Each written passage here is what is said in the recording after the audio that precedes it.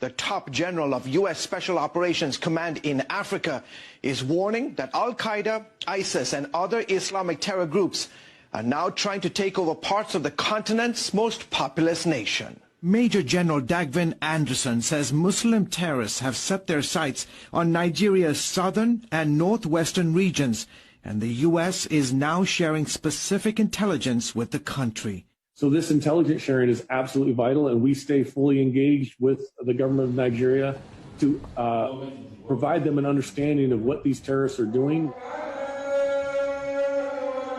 Their goal?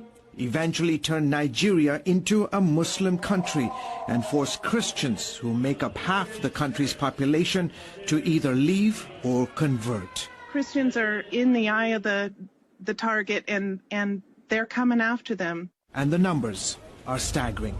August 6th, Muslims stormed 4 remote Christian villages in Kaduna State, killing 22 villagers. July 24th, 21 dead, scores injured, and several Christian homes destroyed by militants. July 19th, 19 people killed when assailants armed with guns and machetes attacked a wedding reception. And the list goes on. Leading human rights groups say what's going on in Nigeria is a genocide. If you look at what's happened in the last 20 years, George, it's just massive number of attacks against Christians. Look, 50 to 70,000 have been murdered.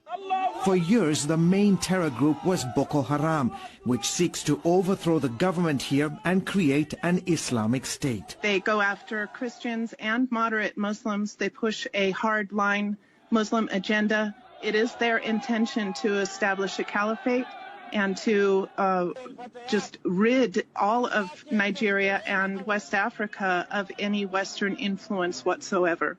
Now there's a new actor on the scene.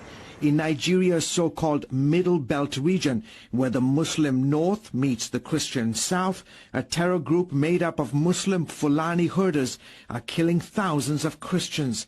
More than 1,400 Christians were hacked to death in just the first 7 months of 2020 by Fulani herders. Unfortunately, the secular media are quite often biased and trying to present this as a tribal conflict rather than religious. Nigeria's president, a Muslim, has so far done very little to stop the bloodshed.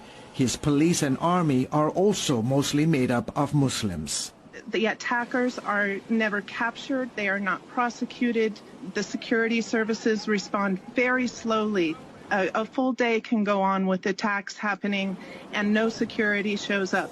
And frequently, the government officials will provide cover.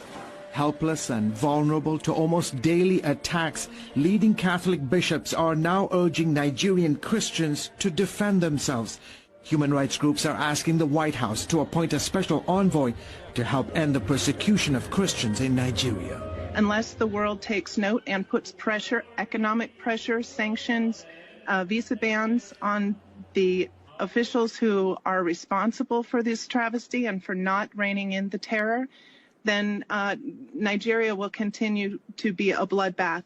Meanwhile, King's Group is helping more than 3,000 Christians who lost their businesses, homes, farms or land to Boko Haram and Fulani militant attacks.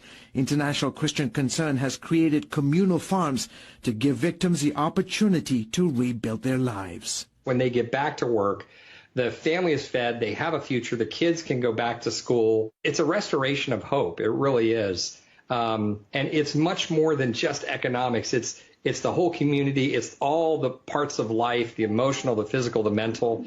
It means a lot to them. ICC and so many